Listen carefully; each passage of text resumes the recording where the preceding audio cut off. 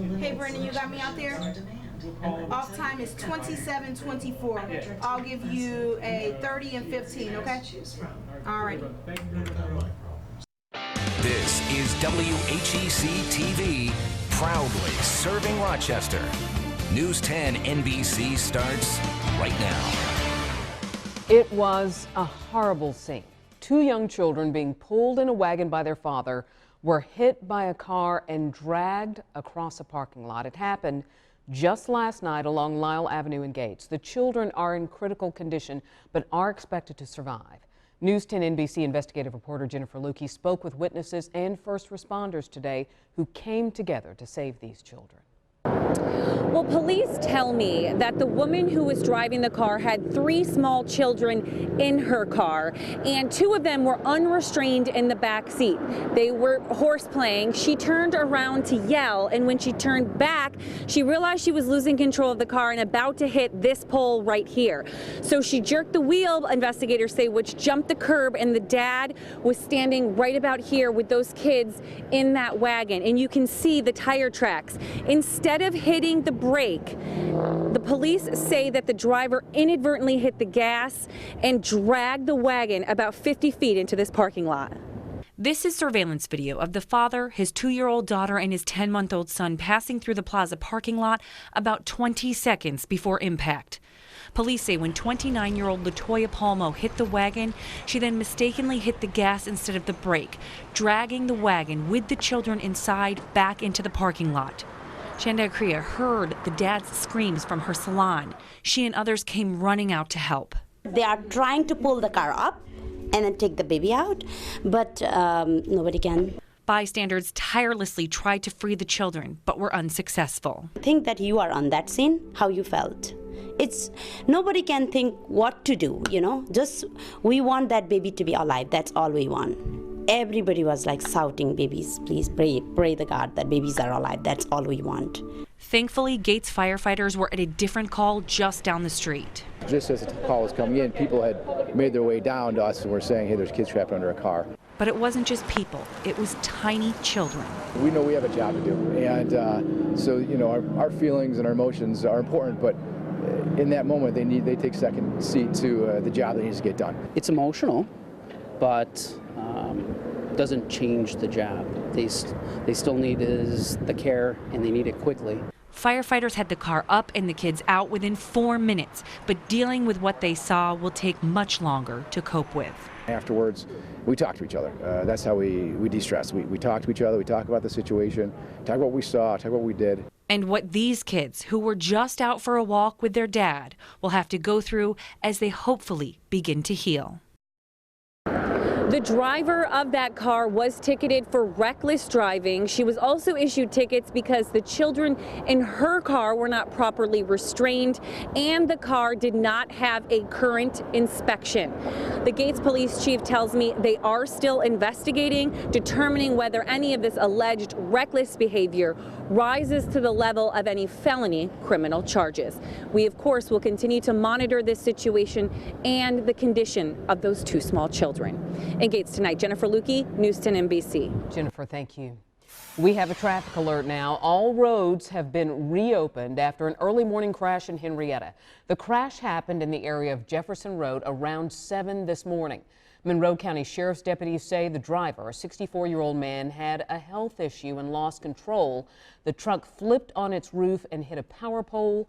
RG&E crews just finished clearing dangling wires. Jefferson between Winton and Pinnacle Road is now back open. Some community leaders are taking an active role in ending violence in the city of Rochester. Mayor Lovely Warren, City Council Vice President Willie Lightfoot, and Police Chief LaRon Singletary met with members of the Rock Against Gun Violence Coalition and local clergy for a press conference in the Portland Avenue Peace Garden. Now, this is following 4 homicides in 4 days earlier this week in Rochester. RPD has increased its patrols in the areas that it determined were most prone to violence. Anyone with information about an open homicide investigation is asked to call 911. It's time now for a quick look at your First Alert forecast with News 10 NBC meteorologist Robert Speta. Robert, the weekend is upon us. We've got the Cornhill Festival, all kinds of things going on. How's the weather looking? Well, the weather's not too bad for it. That's fantastic news. There is so much going on this weekend. Still to come on News 10 NBC at 7, we have an important traffic alert for you this weekend. Plus, Governor Andrew Cuomo is taking a stance against discrimination based on hairstyles and textures associated with race. What he's doing to put an end to it. And Charlie Tan returns to the national spotlight. Find out when and where you can learn the latest on his case. That's coming up after the break. Today, Governor Andrew Cuomo signed a law that amends the Human Rights Law and Dignity for All Students Act to make clear that discrimination based on race includes hairstyles or traits associated with race.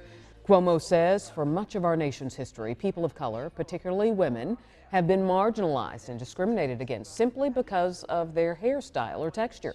He says by signing this bill into law, New York State is taking an important step toward ensuring people of all color are protected from all forms of discrimination. News 10 NBC researched the bill. According to the New York State Assembly, specifically the bill amends Section 292 of the Human Rights Law and Section 11 of the Dignity for All Students Act to add new subsections of the definitions of race. Those subsections now include traits historically associated with race, including but not limited to hair texture and protective hairstyles. The bill's provisions are effective immediately. Plus, the keynote speaker for a Rochester charter school is sending the class of 2019 off with more than just some inspiring words. The gift the graduates picked up today. That's after the break. But first, Brett Davidson joins us with what they're working on for News 10 NBC at 11. Hey, Brett. Hi, Deanna. Facebook agrees to pay the FTC's largest fine ever handed to a tech company. The reason for the settlement at 11. Plus, we take you back 40 years to a homicide in Victor. Who killed Jerry Baker? Nikki Rudd's exclusive Inside the Evidence report tonight at 11, right here on News 10 NBC.